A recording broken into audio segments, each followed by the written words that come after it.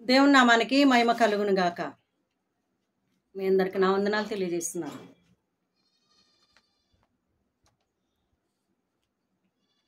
ఈరోజు కొన్ని మాటలు మీ ముందు పెట్టాలని ఆశపడుతున్నాను. అంశం ఏమనగా మారు మనసు పొందుట. మారు మనసు పొందుట ఎట్లా, ఎలా, ఎవరు పొందాలి? మారు మనసు అనగానే మమ్మ మతంలోకి మార్పు చేస్తున్నారు అని చెప్పేసి కొందరు అనుకుంటా ఉంటారు అన్నమాట. మారు మనసు అంటే మనసు మారాలి.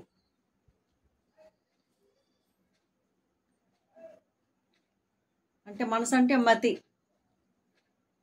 మతి మార్పిడి చెందాలి. మనసు మారిన ప్రతి ఒక్క వ్యక్తిలో కూడా చూడండి, మతి, స్థితి, గతి అన్నీ మారిపోతాయి. మతి మార్పిడి లేకుండా, అంటే మనసు మారకుండా నువ్వెన్ని మతాలు మారినా కానీ ఆడ వచ్చేది ఏముండదు, జరిగేది ఏముండదు. దేవుని నామానికి మహిమ కలుగును గాక. అయితే ప్రభు ఒక మాట చెప్తా ఉన్నాడు. అపోస్తుల కార్యము 17వ అధ్యాయము 30వ వచనం. దేవుడట మారు మనసు పొందండి ప్రజలందరికీ చెప్తా ఉండంట. దేవుడు ఆ అజ్ఞాన కాలముల యందు చూచి చూడనట్టు ఉన్నాడు. ఇప్పుడైతే అంతటా అందరూ మారు మనసు పొందవలెనని మనుషులకు ఆజ్ఞాపించుచున్నాడు. మనిషే కదా మారేది. మరి మానవుడి యొక్క మనసే మారేది. జంతువులకు మనసు ఉండదు, వాడు మారవరు అనమాట. వారు ఏం చేయాలని చేస్తారు, ఎట్లా ఉండాలంటే అట్లుంటాయి జంతువులు. కానీ ఒక మనిషికి మాత్రమే, మానవుడికి మాత్రమే చెప్తా ఉన్నాడు మారు మనసు గురించి. ఎవరు మారు మనసు పొందాలి? మారు మనసు ఎవరు పొందాలి? మంచిగా మారిన వ్యక్తి మారమంటే మారడు. నేను అన్నీ మార్చుకున్నాను కదా, ఇంకా నాకు చెప్పటం ఏంది అంటాడు కదా. అయితే మారు మనసు ఎవరు పొందాలి? ఈ లోకంలో చూడండి, నీతిమంతుడు ఒక్కడూ లేడని చెప్తుంది బైబిల్. అందరూ పాపం చేసి దారి తప్పిపోయారు అని చెప్తుంది. కానీ పాపము చేసిన ప్రతి వ్యక్తి కూడా మారు మనసు పొందాలి. పాపం చేసిన ప్రతి వ్యక్తి కూడా మారు మనసు పొందాలి. లంచగొండి అయిన జక్కయ్యని చూశారు కదా, పొట్టి జక్కయ్య మేడి చెట్టు ఎక్కి చూసిండు యేసు ప్రభుని. త్వరగా దిగిరా జక్కయ్య, నేడు నీ ఇంటికి రక్షణ వచ్చిందని చెప్పినప్పుడు త్వరగా దిగి వచ్చిండు అనమాట. దేవునికి లోబడ్డాడు. అటువంటి ఈ జక్కయ్య లంచాలు తీసుకునేవారు అనమాట. ఆయన పనే అది. ఆయన అధికారం ఉన్నది, తెలివి ఉన్నది, జ్ఞానం ఉంది, అన్నీ ఉన్నాయి, డబ్బు ఉన్నది. కానీ ఇంకా డబ్బు, మంచి ఉద్యోగస్తులు, కానీ ఇంకా లంచాలు తీసుకునే బుద్ధి ఉన్నదన్నమాట ఆయనలో. అటువంటి జక్కయ్య మరి మనసు మార్చుకున్నారా లేదా? జక్కయ్య మారిండు. ఎప్పుడైతే ప్రభు తనను దర్శించిండో, ఎప్పుడైతే ప్రభు జక్కయ్యతో సూటిగా మాట్లాడిండో, తేటగా, ఎప్పుడైతే జక్కయ్యకు దేవుడు ప్రత్యక్షమైండో, అప్పుడే త్వరగా నువ్వు దిగిరా అని చెప్పినప్పుడు వచ్చిండు. దేవునికి లోబడ్డాడు, తన ఇంటికి తీసుకెళ్ళాడు. నేడు నీ ఇంటికి రక్షించబడ్డాడు అన్నమాట. ఇక తను ఎంతైతే ప్రజల దగ్గర వసూలు చేసిండో, ముక్కు పిండి గట్టిగా, దయా దాక్షిణం లేకుండా, అదంతటిని కూడా మరలా వారిది వారికి తిరిగి ఇచ్చేసిండు. అలాగా మరి పాపాత్మురాలైన స్త్రీని చూసినట్టయితే కనుక సమరయ స్త్రీ కూడా చూడండి, ఎంత మందితో, ఎంత పాపాత్మురాలంటే అంత పాపాత్మురాలు అయినప్పుడు కూడా తనను కూడా దేవుడు దర్శించిండు. యాకోబు బావి దగ్గర సమరయ స్త్రీని దర్శించిండు. నేనిచ్చి నీళ్లు త్రాగడు, ఎప్పుడు కూడా దప్పికొనడు.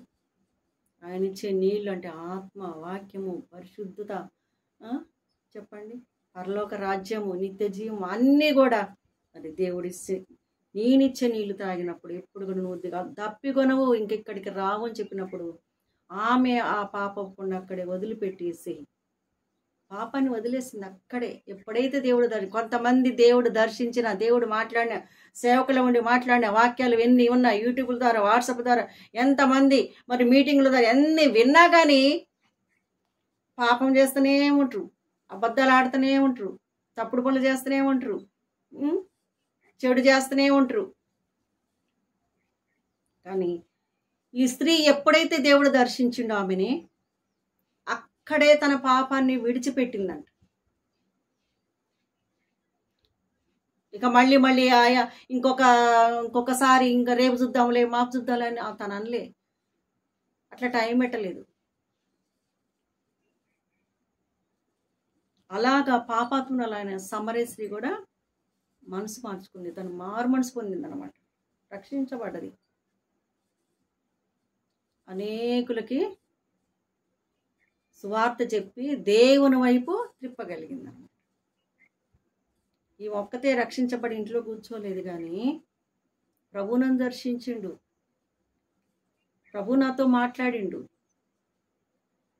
అని చెప్పేసి ఒక పిచ్చి దానిలాగా అందరికి సువార్త ప్రకటించి ఆ గ్రామస్తులకు అందరికీ కూడా మరి దేవుని వైపు త్రిప్పినట్టుగా లేఖనం తెలియజేస్తుంది. దావీదు మహాభక్తుని చూసినట్టయితే కనుక ఆయన కూడా ఒకానొక టైంలో దారి తప్పిపోయిండు, పాపంలో తప్పిపోయిండు, పడిపోయిండు. బత్షెబా విషయంలో తప్పు ఒప్పుకొని వెంటనే కూడా ఏమైండు, తిరిగి లేచిండు, తెప్పరిల్లిండు, పాపాన్ని ఒప్పుకున్నాడు. ఒక ప్రవక్త ద్వారా హెచ్చరించబడి, గద్దించబడి, నువ్వేంది నాకు చెప్పేది అనలే. నాతన్ ప్రవక్త వచ్చి మాట్లాడుతున్నప్పుడు నాది నాకు తెలుసులే అనలే. వెంటనే విధేయత చూపిండు, దేవునికి లోబడ్డాడు, పాపాన్ని ఒప్పుకున్నాడు, విడిచిపెట్టిండు అనమాట. కీర్తన గ్రంథం 51:4 చూడండి, దావీదు మహాభక్తుడు కూడా అలాగా తన పాపాన్ని విడిచిపెట్టి దేవుని హత్తుకున్నాడు, దేవునిలోనే ఆనందించిండు, ఆయన్నే స్తుతించిండు, ఆయన్నే గణపరిచిండు, ఆయన్నే మహింపరిచిండు. అలాగే ప్రతి పాపము చేసిన ప్రతి వ్యక్తి కూడా మారు మనసు పొందాలి. మారు మనసు ఎందుకు పొందాలి? ఒకటిగా వచ్చేసి ఎవరు మారు మనసు పొందాలి, రెండవదిగా మారు మనసు ఎందుకు పొందాలి?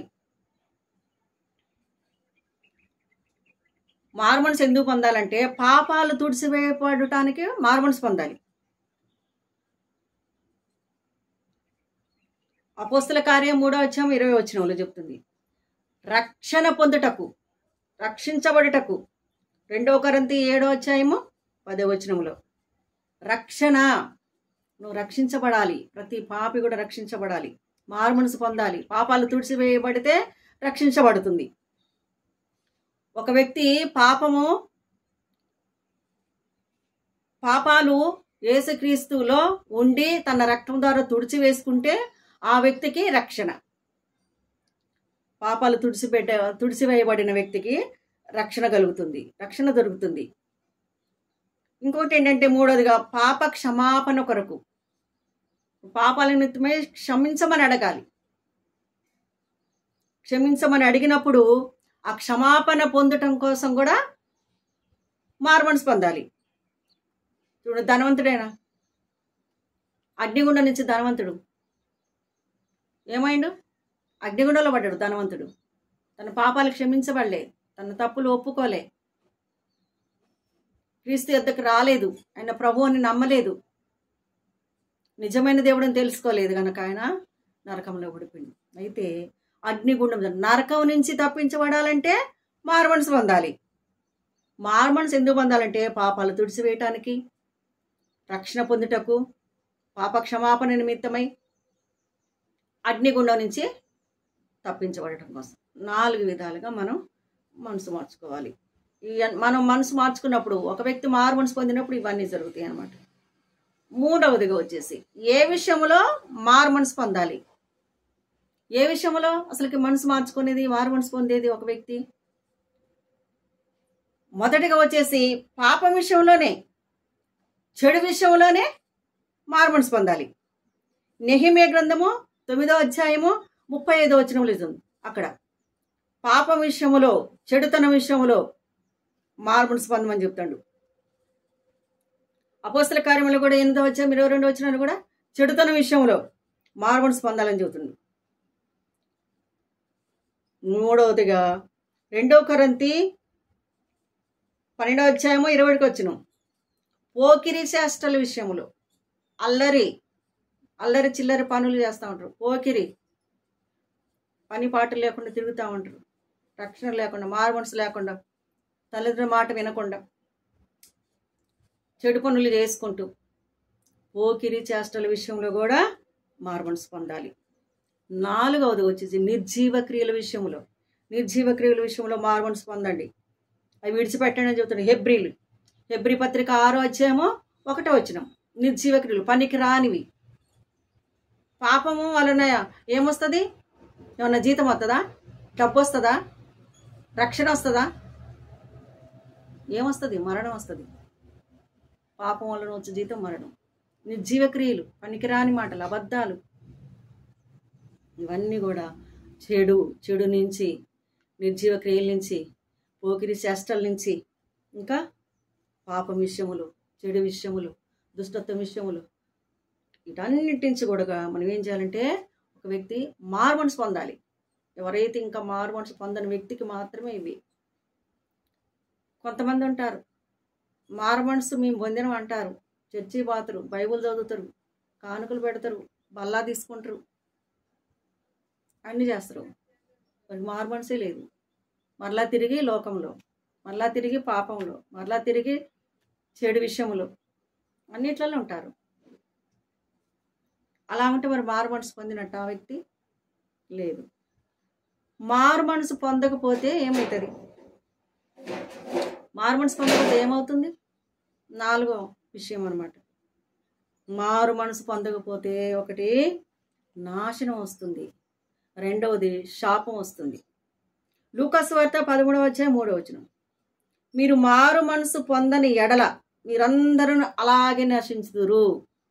నశించటం, మరణం, నాశనం. 2వది శాపం వస్తుంది. మత్తయి సువార్త 11వ అధ్యాయం 20వ వచనం.